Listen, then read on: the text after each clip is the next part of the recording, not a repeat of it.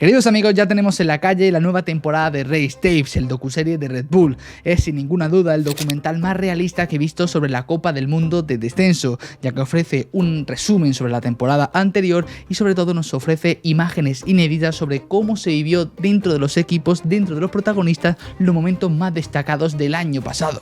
En el primer capítulo hablábamos sobre Dakota Norton y su inspiradora historia, que os recomiendo un montón que la escuchéis, pero aparte sobre su característico manillar. 75 milímetros de Rice, un Rice que no ha usado nunca nadie en la historia de la Copa del Mundo, solo Dakota Norton. Recopilando en mis vídeos anteriores hemos visto que sí, este año 2024 ha estado muy dedicado a Mondraker Factory Racing, a su nueva estructura, a Sergio Guyot, al Damper Mash, etcétera, etcétera, pero no hemos llegado a hablar sobre la historia de este manillar y el por qué lo usa Dakota Norton, y es justo lo que venimos a hablar hoy con excusa un poco de este docuserie de Red Bull. Además haremos una comparativa con otros pilotos sobre el setting del cockpit que llevan ellos, y esa información se la he preguntado yo directamente. Es por esto por lo que podemos hablar con total seguridad y es información completamente verídica. El motivo principal por el que Dakota Norton utiliza este tipo de manillar es básicamente su comodidad directamente enlazada con su estilo de pilotaje. El estilo de pilotaje de Dakota Norton es bastante característico, es bastante diferente a los demás pilotos. Utiliza una posición muy retrasada, muy estilo motocross, entre el pedalier y entre el eje trasero. Si lo comparamos por ejemplo con un Finale, vemos que tiene la posición muy centrada a la bicicleta, muy encima del pedalier. Esto realmente, chicos, quiero dejar claro que es bastante indiferente mientras mantengamos la técnica correcta y mientras sigamos empujando y atacando la bicicleta. Este es el motivo principal por el que Dakota Norton utiliza un manillar tan alto y un Rice tan alto. Obviamente, si tú quieres ir rápido en una bicicleta, necesitas tener, por un lado, la técnica perfecta y por otro lado, necesitas atacar, empujar la bicicleta. Es por esto por lo que Dakota Norton, si en un supuesto tiene la posición tan echada para atrás como vemos, pero un manillar plano, la posición sería así, cuello escondido y brazos completamente estirados. Tú de esta manera no puedes empujar la bici, necesitas jugar de esta manera elevando el manillar para, pese a tener un estilo tan retrasado, seguir teniendo la capacidad de empujar esa bici. Por ejemplo, fijaros en Finales como tienen copy bastante plano, digamos. ¿Por qué? Porque va muy echado encima del manillar. Esa es su manera de atacar, de empujar la bici teniendo la técnica perfecta, que fijaros en un estilo y fijaros en otro son completamente distintos, pero la técnica es la técnica, está bien hecha. Este es el motivo principal. Obviamente Dakota Norton destaca lo malo que tiene este manillar, como son por ejemplo los sprints. A la hora de sprintar, obviamente al no tener una posición de rally carretera muy agachada, se te hace imposible o muy complicado el pedalear. Es por esto por lo que si nos fijamos en la carrera de Fort William, en el Motorway, fue de los pocos que no pedaleó, prefirió acoplarse. Y fijaros por ejemplo en Valdisole, que estuvo a punto de ganar, si no llega a ser por amor y perrón, como era muy difícil el pedalear, se le hacía muy complicado porque claro, tiene el manillar muy arriba. Obviamente los más astutos, tras esta breve explicación, habréis notado o os estaréis preguntando que esto también tendrá ciertas diferencias a nivel mecánica profunda, y efectivamente es así. Dakota Norton, al tener una posición tan retrasada, lo que le permite es bajar presión en la horquilla. Daros cuenta que no está tan encima del manillar, tan encima de la horquilla, con lo cual no necesita cargarla tanto de sag, digamos. Para que os hagáis una idea, Dakota Norton, salvando por supuesto las diferencias entre los circuitos, utiliza más o menos 85 PSI en la Fox 40 con el nuevo cartucho de Fox y 5 tokens.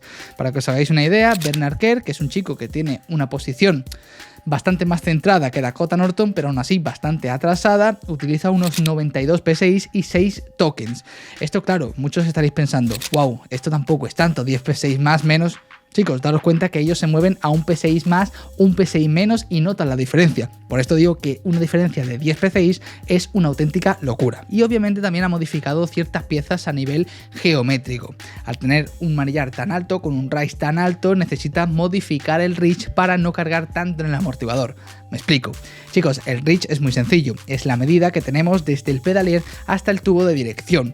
Entonces, si tenemos el manillar en el tubo de dirección muy elevado, estamos más cerca del tubo de dirección, digamos, con nuestra posición del cuerpo, por lo que para no cargar tanto en el amortiguador, estar tan exageradamente echados atrás, necesitamos modificar un poquito el reach, necesitamos adelantar un poco la posición de ese manillar, del cockpit entero, ¿ok?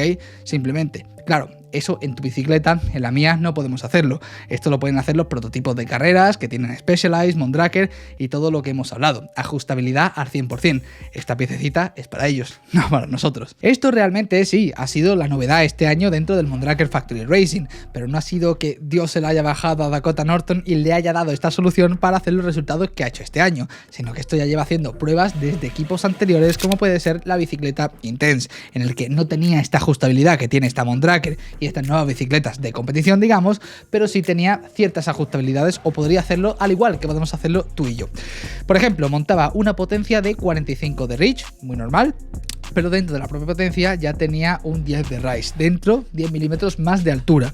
Aparte, un espaciador de 30 milímetros y un manillar de 40, haciendo un total de altura, aunque no sea una medida exacta dentro del ciclismo, 80 milímetros. Como digo, esto es para que vosotros lo entendáis, pero no es una medida que se valore mucho dentro del mundo del descenso, ¿ok? Claro, como hemos dicho, comparándolo con otros pilotos, vamos a hablar de Bernard Kerr y lo que lleva en su setting de cockpit. Ya sabéis que estuvimos haciendo el bike check de su Pivot Phoenix prototipo en Andorra y toda esta información la tengo apuntada porque me la comentó en su día. Lo único que en ese vídeo en específico no la sacamos para no hacer un vídeo muy extenso. Lo cuento ahora. Él lleva una potencia de 45, pero ya 0 rise, ya hay 10 milímetros de diferencia de menos. Un espaciador de 20, pero como digo, en esa carrera. Pero me acuerdo que me comentó que en esa carrera lleva 20, pero que suele llevar un 10-15 milímetros, que eso ha sido extraordinario. Menos todavía que Dakota Norton. Un manillar de 30 de rise, no de 40. O sea, para que veáis un poco las diferencias entre lo que llevaba Dakota Norton y lo que lleva Bernard Kerr, que aún así echa la posición bastante más atrás que un Finals o un Jackson Goldstone. Y aparte también me acuerdo que hace tiempo vi un podcast de Aaron Wynn que comentaba todo esto de manera graciosa, que cogía su bicicleta por el paddock y que realmente pensaba que estaba loco, ya que para Aaron Wynn usar un espaciador de 5 milímetros es perder el control de la rueda delantera. O sea, fijaros las diferencias entre un piloto, otro, Finals, Bernard Kerr, que también va echado para atrás. O sea, es una auténtica locura las diferencias de milímetros que hace una cosa y otra, pero fijaros que realmente ahora que ha conseguido lo que Dakota Norton quiere, los resultados que ha tenido este año es espectacular. Y sé que muchos estaréis pensando en decir, wow, vaya confianza en él mismo, el llevar otra cosa completamente distinta a los demás, pero aún así no importarle lo que los demás piensen, pensando todo el mundo que está loco. Pero chicos, esto no es lo que aparenta. Dakota Norton realmente se ve reflejado en este primer capítulo de Race Tapes, que la mentalidad no es como la de Loïc Bruni, por ejemplo, no es una confianza abrumadora, sino más bien es un poco underdog mentality. Y se habla exactamente de lo que le ha costado llegar hasta aquí, y es realmente inspirador para muchos de vosotros que me estáis escuchando y queráis llegar a ese punto como pilotos, o como para realmente cualquier objetivo que tengáis en la vida. El deporte del descenso me ha hecho pensar, después de este documental de Race Tapes, ostras, que es bastante bueno para nuestra cabeza y para nuestro día a día, digamos. El afrontar tantas trialeras, saltos y demás a diario, podríamos decir, o cada vez que cogemos nuestra bicicleta, nos aporta una confianza extra cada vez que vamos y vamos, que es directamente proporcional y aplicable a la vida, ya seamos pilotos o seamos personas normales, humanas, con nuestro trabajo, nuestros proyectos y nuestras ilusiones.